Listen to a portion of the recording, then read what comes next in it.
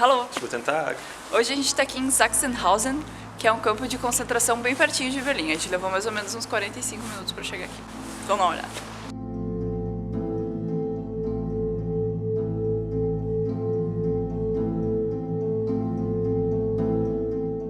O campo de concentração fica em uma cidade vizinha a Berlim, que se chama Oranienburg. Para chegar lá basta pegar um trem regional ou até um S das linhas de Berlim, que são bastante frequentes.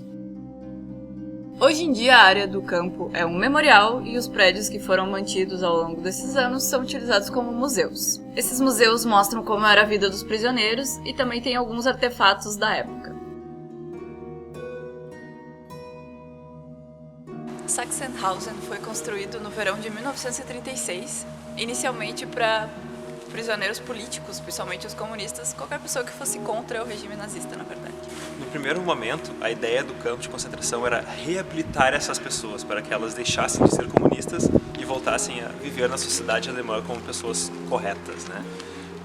Ou seja, a política de terror não estava em vigor e eles queriam esconder esse lado terrível da população. Essa ideia de reabilitação através do trabalho fica registrada já no portão de entrada do campo, onde podem ser lidos os dizeres Arbeit macht frei, ou seja, o trabalho liberta. Em um dos museus existe um cinema. Nele é possível assistir um vídeo de 30 minutos que fica passando repetidas vezes. Nesse vídeo existe parte da propaganda feita para Sachsenhausen. Nesta propaganda nazista nós vemos presos bem alimentados e fazendo exercícios físicos, o que obviamente não era a realidade.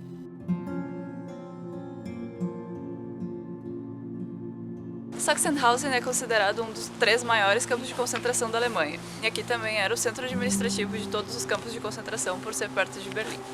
Sim, vários comandantes vinham aqui treinar, ou então aprender as técnicas que eles usavam nesses campos de concentração, para depois irem para outros fazer as mesmas coisas. Depois de 2 anos funcionando apenas com presos políticos comunistas, o campo de Sachsenhausen recebeu sua primeira leva de judeus, um total de 6.000 novos presos no campo. Depois deles vieram os homossexuais, pessoas de etnias diferentes como ciganos, qualquer pessoa que fosse de partidos políticos opositores e também as testemunhas de Jeová, que recusaram se alistar nas tropas nazistas.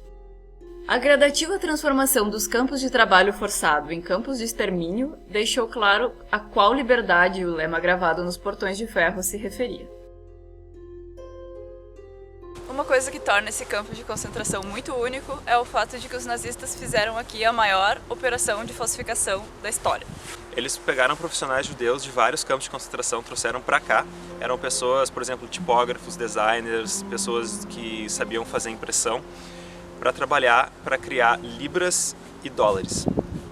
As falsificações deles eram absolutamente perfeitas e conta-se que eles chegaram a fazer 4 vezes o valor da reserva nacional da Inglaterra naquela época, que é muito dinheiro.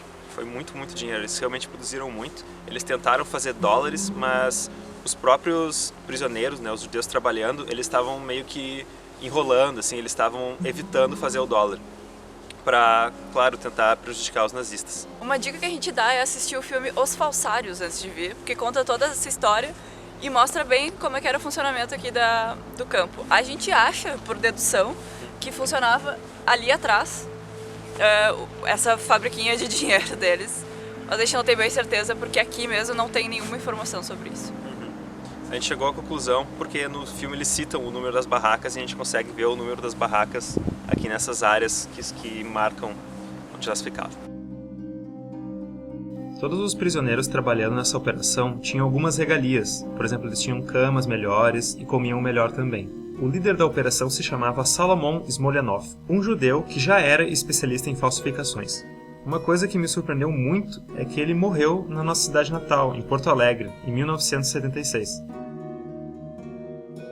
Sachsenhausen funcionou sob o domínio nazista até abril de 1945, quando os soviéticos invadiram a Alemanha. Estima-se que de 30 a 50 mil pessoas das 200 mil presas no campo morreram durante esse período. Parte deles faleceu durante a Marcha da Morte. Foi um momento em que, sem esperanças, os nazistas ordenaram a evacuação dos prisioneiros, e os incapacitados de caminhar foram mortos a tiros. Depois disso, o campo foi convertido em uma prisão pelos soviéticos. Para entrar aqui no campo não precisa pagar nada, a entrada é de graça. Mas para escutar o áudio guia, custa 3 euros. Vale a pena, tem bastante história, às vezes é um pouquinho até demais de história. Várias pessoas nos pediram que a gente fizesse vídeo sobre essa época, sobre campos de concentração, sobre o nazismo. Então, esse é o primeiro, a gente teve a oportunidade de vir aqui hoje. Segunda-feira não é um bom dia, que a maioria dos museus estão fechados. Mas igual é interessante, de uma forma meio fúnebre, né? Mas é bom para lembrar o que as pessoas são capazes, né? E às vezes é fácil de pensar que aconteceu e que nunca mais aconteceria algo como o Holocausto, como o nazismo. Mas não é bem assim. Tem muita gente ruim, muita gente preconceituosa, racista que existe no mundo. É muito fácil de ver isso. E se essas pessoas tivessem poder, seria fácil de acontecer de novo. Então é bom sempre relembrar a história e saber até onde os humanos conseguem ir. Para marcar o final dessa era, o relógio ali em cima da entrada marca a hora exata em que os primeiros prisioneiros aqui foram evacuados. De qualquer maneira, a gente tentou fazer aqui um vídeo histórico, então se você gostou do vídeo, clique em curtir, também se inscreva no canal, né?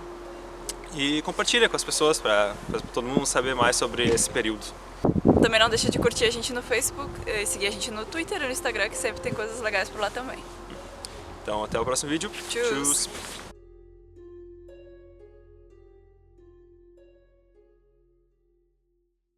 Para quem tem interesse em passeios históricos como esse, a gente recomenda fazê-los com guias, para ter mais propriedade histórica. Para quem vem para Belém ficar alguns dias, esse aqui é o campo de concentração mais próximo. E hoje a gente veio com a Cássia conhecer esse lugar. Olá, eu sou Cássia Freire, do Berlim Visitas Personalizadas. Se tiver interesse em fazer um passeio com guia, procure, clique aqui.